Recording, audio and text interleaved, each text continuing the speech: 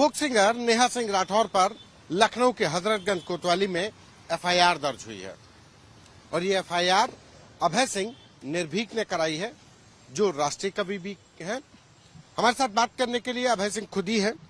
पहले तो ये कि आपने नेहा सिंह राठौर पर जो एफआईआर दर्ज कराई है, क्यों दर्ज कराई? आपकी तरह वो फोक सिंगर है, आप राष्ट्रीय कवि भी हैं। मैंने देखिए, मैं एक सैनिक का बेटा हूं। मेरे पिता ने देश की सेवा की है सेना में रहते हुए।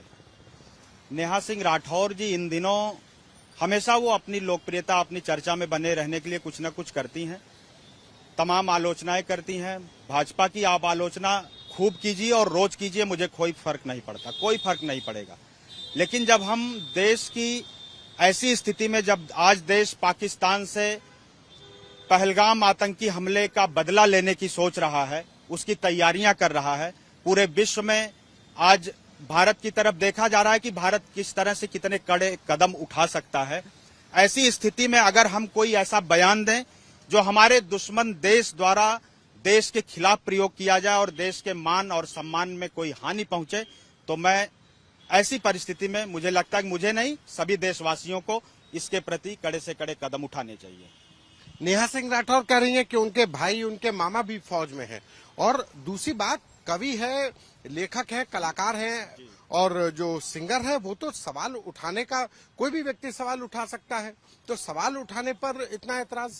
सवाल उठाने का एक समय होता, हमें देश काल परिस्थिति के अनुसार कोई बात करनी चाहिए। अगर हमारी कोई बात हमारे देश के खिलाफ जा रही है तो निश्चित तौर पर कुछ दिन हम सब्र रखें, बाद में खूब उठाएं सवाल। मैं भी उठाता हूं, मैं किसानों के मुद्दे पे, इसी सरकार के खिलाफ मैं भी कविताएं पढ़ता हूं। मैं कोई सरकार का और भाजपा का मैं कोई प्रवक्ता नहीं हूं, मैं भी खिलाफ इनके कविताएं पढ़ता हूं। लेकिन आज जब देश को एकजुट होने की जरूरत है, पूरा विपक्ष इस समय एकजुट है और एक स्वर मिलाकर कह रहा है, सरकार से मांग कर रहा है कि हम सब आपके साथ खड़े हैं, पाकिस्तान से आप बड़े से बदला लीजिए, तो हमको निश्चित तौर पर समस्त देशवासियों को इस बात को समझना होगा और नेहा सिंह राठौर को भी समझना चाहिए।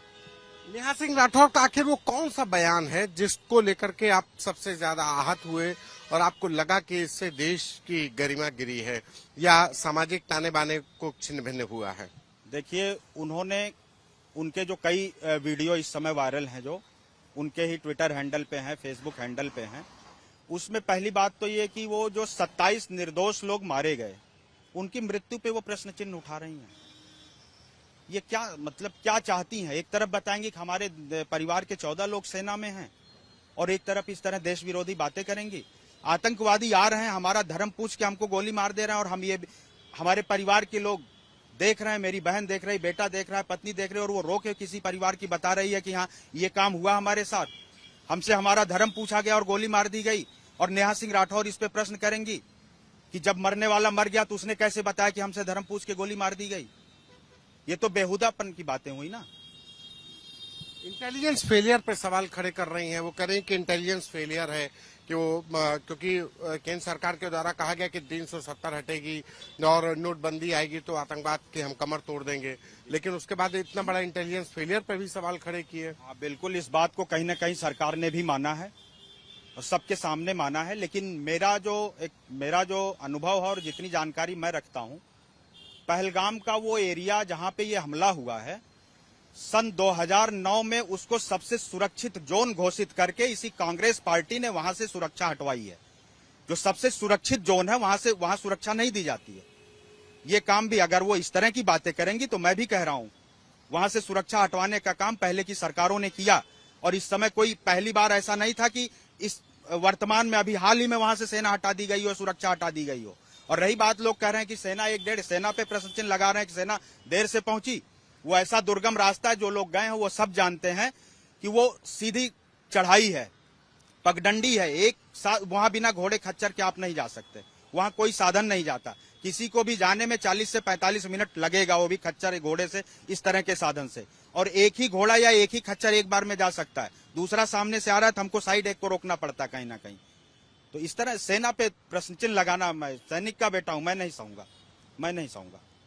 आपको नेहा सिंह राठौर के बयान पर इसलिए आपत्ति क्योंकि वहां पर पाकिस्तान में उनके बयान को लेकर के वायरल किया जा रहा है, इसलिए? बिल्कुल, सबसे बड़ी आपत्ति यही है।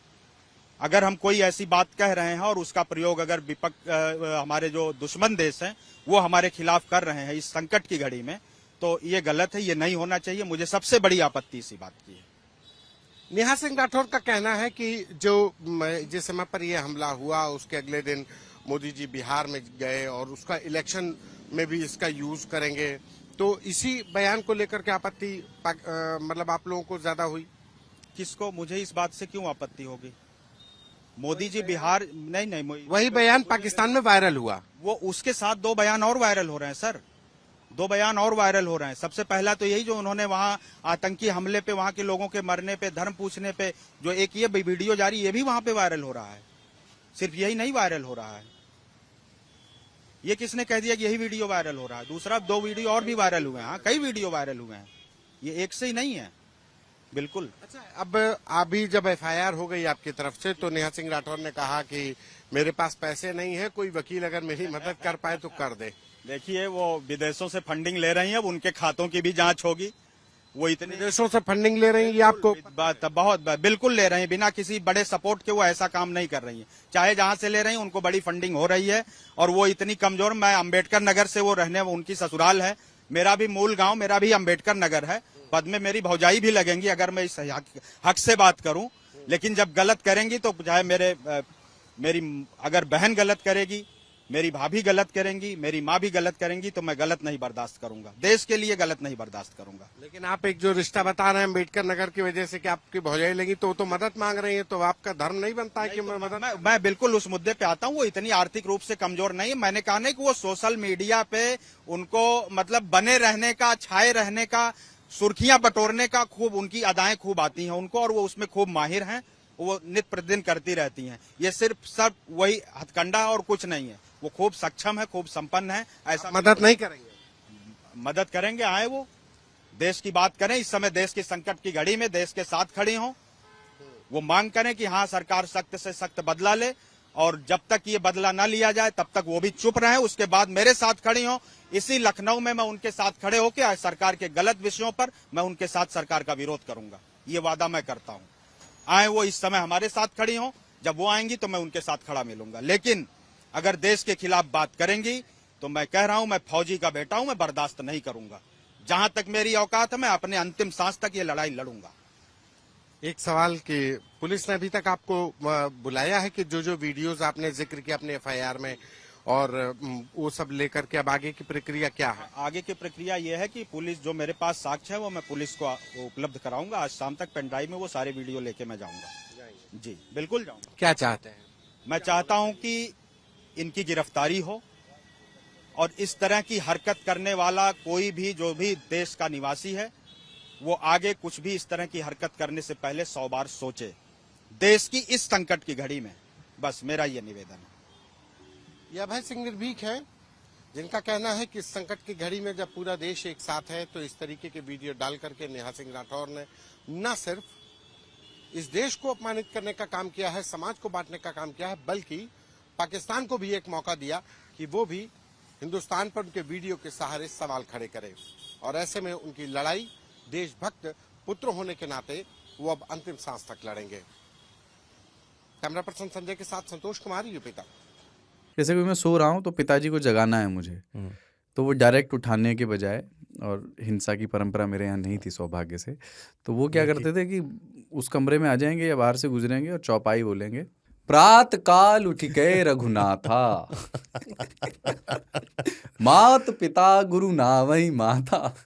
कभी कभी मैं गुस्से में उठ करके, अरे पापा, तो चरण स्पर्श किया और सो गया। मैंने कहा अब मत उठाना।